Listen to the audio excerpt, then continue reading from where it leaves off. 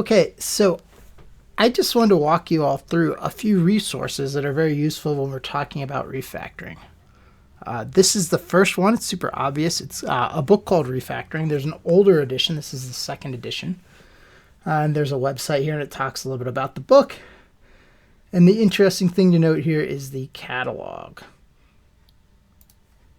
The catalog includes a bunch of summaries, and it kind of gives names to some of these things. And you can click on some of these.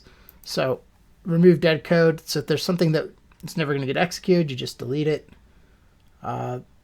There's some other ones around here. Let's see. What other ones are interesting? Extract superclass. All right, so you got a department and employees, and now you've got department, and there's a party, and so party maybe people, so it has a name and an annual cost. There's a variety of them. You can take a look at them and see. Obviously, this is all based around text-based languages, so you have to do a little bit of extraction to get them into LabVIEW. So here's one extract method. So extract method is really just create sub-VI. So you see he's got a whole bunch of code here. He's pulling a chunk out into a function. So here we have a print function that prints the invoice, prints a banner, and then there's some print details here of logging this stuff to the console. And here he's just pulling that out into its own separate function. That's all it is.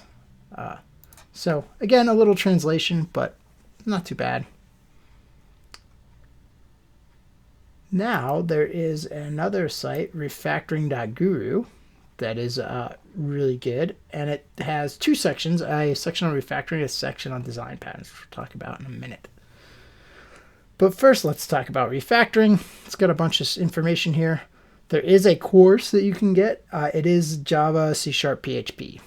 So if you happen to know one of those languages, you can check out the course and see what all the refactorings look like in Java, C# and PHP.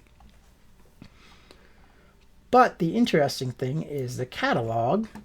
And there are two things that he catalogs here. So in the catalog of refactorings, it just lists all the refactorings. Here we also list some code smells. So code smells are things that you should notice about your code that should get your attention and cause you to say, hey, maybe there's a problem here, or maybe there's an area for improvement here. And so it doesn't necessarily mean you have to change anything, but it's a good indication that maybe you should consider it. And it puts it in categories, which I think is really nice. So here we have the category of bloaters. So these are things that just get too large and too big and take on too much responsibility, too many different reasons for change. So we have long method, which is like giant VIs. We have large classes. So large class could be something that has a ton of data members. It could also be something that has a ton of methods. And, ton is relative. Long parameter list is like giant connector pane. Data clumps are like pieces of data that are used together all over, and they should probably go into a cluster. Then we get into some object orientation abusers. So there's some stuff here. Case statements, so case structures. If you have a class that has an enum in it, and you're passing that into every method on the class, you're passing that enum into a case structure and doing something different. I think that's what they're getting at there. There are some things that prevent change. So parallel inheritance hierarchies is one thing. So if I make a change to this inheritance hierarchy, then I have to remember to go make an appropriate class over here as well. Shotgun surgery is I make a change in one place, but then I find I have to make changes in a whole bunch of other disparate places, kind of like I shot it with a shotgun. It spreads out and hits a whole bunch of different places. Dispensable, so these are things we can just get rid of. Duplicate code, dead code. Right, so duplicate code, you can replace it with sub-VIs, and that's better because, one place to make the change. Dead code, there's no reason to have it around if it's not actually doing anything. Lazy classes are like classes that don't really need to exist. Maybe it's, you've got a class hierarchy where you've got a parent class, a child, and a grandchild, and the child doesn't do anything or doesn't add anything. Maybe we can get rid of it and merge it into the parent or the child. Or, you got a class that really just wraps a cluster, and maybe it makes sense to just make it a cluster. Speculative generality is a big thing for over-engineering, adding too much stuff that you might need in the future, which eventually turns into dead code because, yeah, this feature's here, it works, but nothing is calling it, so why do we have it there? That's a question to ask yourself. Couplers, this is where Steve Watts gets really excited. He talks about coupling and things that add additional coupling. So sometimes we have like unnecessary middlemen in between things, and maybe the two things should talk to each other. Inappropriate intimacy is the two things are too close together. Maybe you need to separate them apart a little bit. Big long message chains are a problem where you send a message to this and then it delegates it to this and delegates it to another thing, and it keeps delegating. And then we get into refactoring techniques. So these are like small changes that we can make to our code that will improve things, and we get into composing methods. So these are basically the same methods as in Martin Fowler's catalog of refactoring. I didn't like compare them one for one, but a lot of them are the same. This just kind of puts them in categories. So you have composing methods. So this is how we build up our individual VIs. So, how do we extract sub-VIs or create sub-VIs? How do we inline sub-VIs? How do we do some other stuff there? Some of these don't really apply, or apply to LabVIEW, just because like some of the stuff about variables, well, we don't really have variables. We have wires, and so some of that doesn't quite make sense. Then there's a section on refactorings for moving features between objects. So, you've got your object-oriented hierarchy, and something over here should really be over there. And how do you move those things around, and moving methods and fields up and down? So might be at one level of the hierarchy, and hey, so you have a parent, you have children, and all the children have the same method. Well, maybe you need that same method on the parent, and then the children override it so that you can operate an entire array without having to do a bunch of typecasting. So things like that. And moving fields up and down, the parent class has some data, but that data is only used by one child class. Maybe move that data down to the child class. And you can move them up or down too. So sometimes, again, if every child class has the same, you got a bunch of instruments and they all have a VisaRef, maybe it makes sense to put that VisaRef in the parent class. And then there's stuff on organizing data, changing between values and references and objects, and magic numbers is one that's interesting. So if you have a constant on your block diagram with, some value, and it's not obvious where that value came from, we call it a magic number. And so maybe you put a comment there, okay, but better to replace it with a constant VI so that then, if you ever have to update, you update it in one place.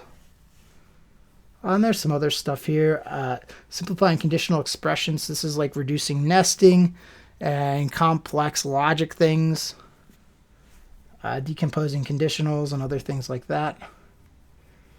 Simplifying method calls. So this is things like adding and removing parameters, renaming methods. There's stuff there about probably changing the connector pane. I don't see one that's exactly that, but... And then dealing with generalizations. This is abstraction. So, creating new classes, new child classes, new super classes, moving stuff up and down,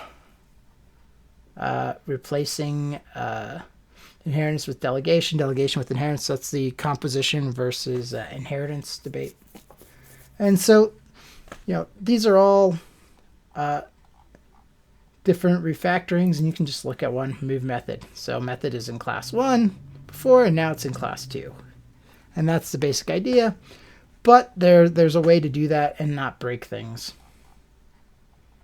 And then if we go to design patterns, so this is related to refactoring in a sense that if we're going to refactor, we're changing the structure of our code. So it helps to know what type of structure we're moving towards. So often when I'm refactoring, I look at the code. Often it has no structure, and I'm like, okay.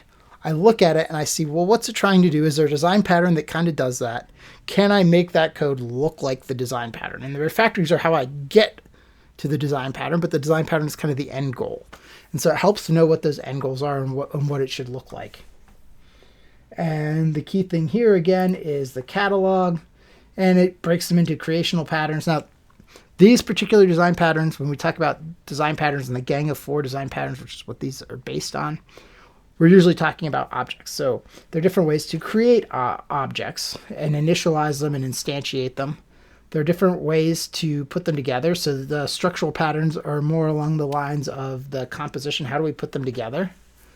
And then behavioral patterns is how do a group of objects interact to achieve some function, and what responsibilities go to each object. And there's a variety of patterns under that. So by far, this is the best explanation of design patterns that I've seen. It's way better than the original Gang of Four book. Not to knock them, but the original Gang of Four book is very computer science based. It's kind of dry. It's hard to read. The examples, from my point of view, aren't all that great. The examples in this are really good, and they have examples in all these different languages. If you buy the book, you get a copy of them. And here you can also see all the examples in Python. I guess you get them even without buying the book. But the book is like $20. It's on sale right now. I highly suggest you buy the book and support the guy because it's just a really great book. And it's also got some stuff that's not on here, like it talks a little bit about Solid and has some really good examples of that. If you're into Solid, that might be worthwhile. 409 pages. The illustrations are good. They're funny. The examples are really good. Some of them are kind of funny. So, really easy reading. A lot better than reading the Gang of Four book, which, again, is kind of dry. But, I mean, either one works. This is just more fun and I think a little bit better. Okay.